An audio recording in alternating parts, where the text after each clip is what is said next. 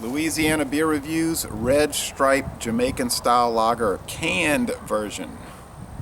Now, I have some reviews of Red Stripe and Red Stripe Light, but I noticed this at the store, and then I was thinking, I said to myself, I don't think you've ever had Red Stripe out of a can.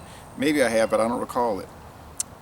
The reason they say Jamaican Style Lager and not like the old cans and bottles Jamaican lager is because it has been made in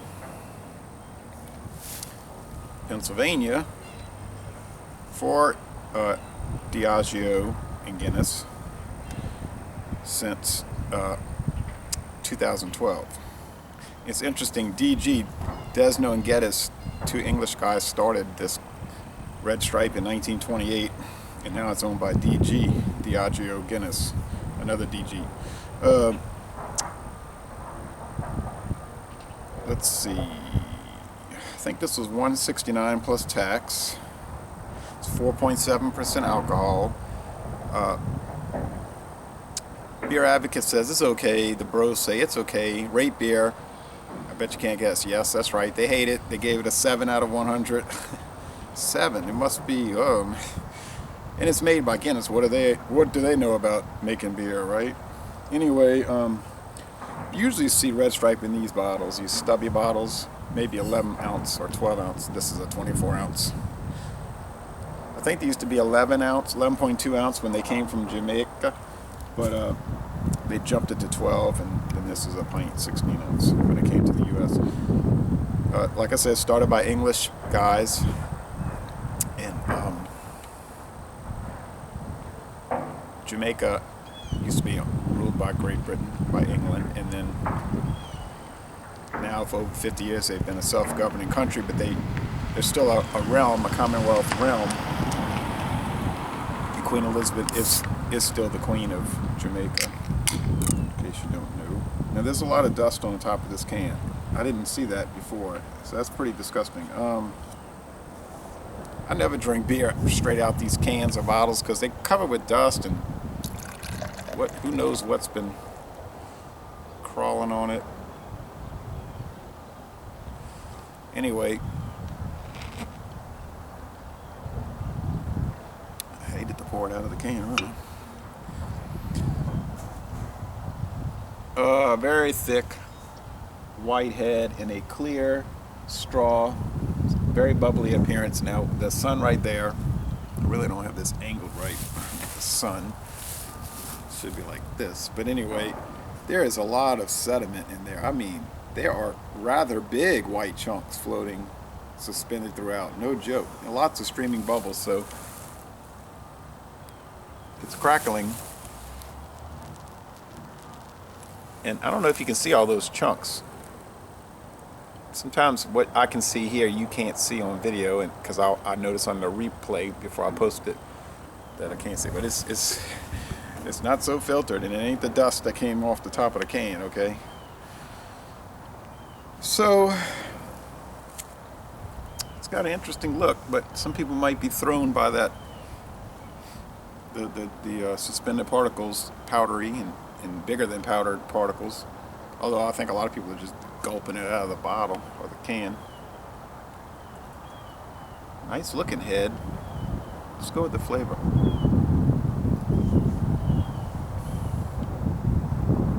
Oh, the aroma, sorry.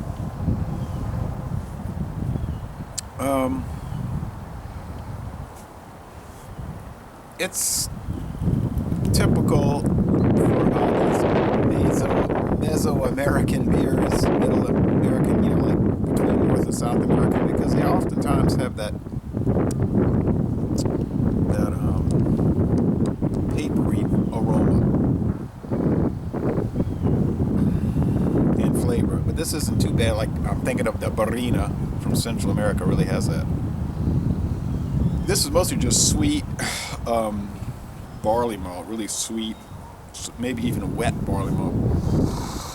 And they say on the website that when Red Stripe first came out, that it was a dark and heavy beer, much like an ale, and they changed it to be more, I guess, appealing to a mass market.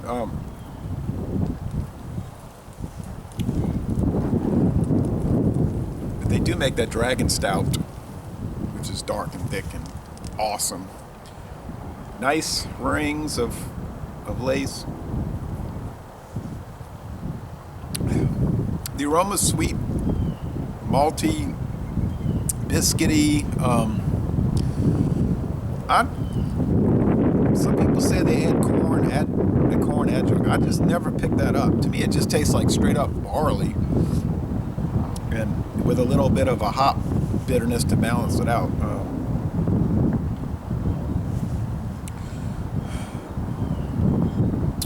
And I think that the pure barley is giving it that sweeter than normal thing. It's a little chilly out here, about 54. It is sunny again, though. It got really cloudy when I did the last review, and now it's sunny again. It's going to be down to about 29 tonight, though. The mouthfeel is light to medium, but going more toward medium. This beer does have some interesting body. It has some slickness to it, and it has a pretty clean let me say it right, clean, refreshing finish. It's not too dry. It's not the crispest beer you've ever had. But on the other hand, it is flavorful and it has character. And it's making me think of Harp. Another Diageo beer. And that's from Ireland. Yeah, I ought to do a side-by-side with Guinness and Harp. Although I think I would get the bottle of Guinness. Although I guess the bottle and can doesn't really make that much difference. How do I pick up any metallic with this? No.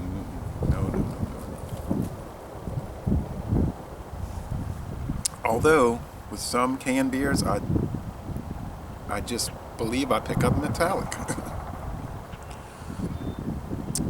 I think this is really good. I think it's as good as the bottle. It's really sweet, though. If you don't like super sweet beers, you might not like it. I mean, it's malt oriented. It does have a little hoppy, grassy hoppiness, though, that's coming out more and more as I'm drinking it. More in the undertaste.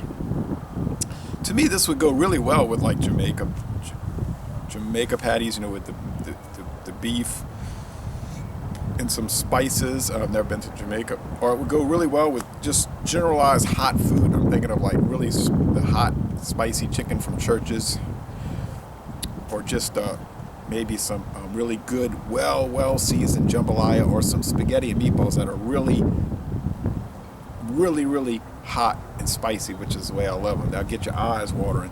This would go so well with that. Spicy meatballs. Oh yeah. How people can rip on this beer, I just can't figure it out. I try out so many beers that are supposed to be bad, but yet they're not. So this is a solid A- at least. It's an A-. It's excellent, to the lower end, but for beer overall. But for a lager now, hey, it might be an A+, right? So if you're one of those beer drinkers that like the taste of beer, this could be one for you. So I would highly recommend it. And I'm glad I tried it. I'm glad I bought it at Racetrack today because, well, it's exciting doing these beer reviews to me. All right, and I'm going to end this review by saying, Laissez les bon temps rouler, excellent beer, and y'all come on down to New Orleans and go to a Southern University at New Orleans basketball game.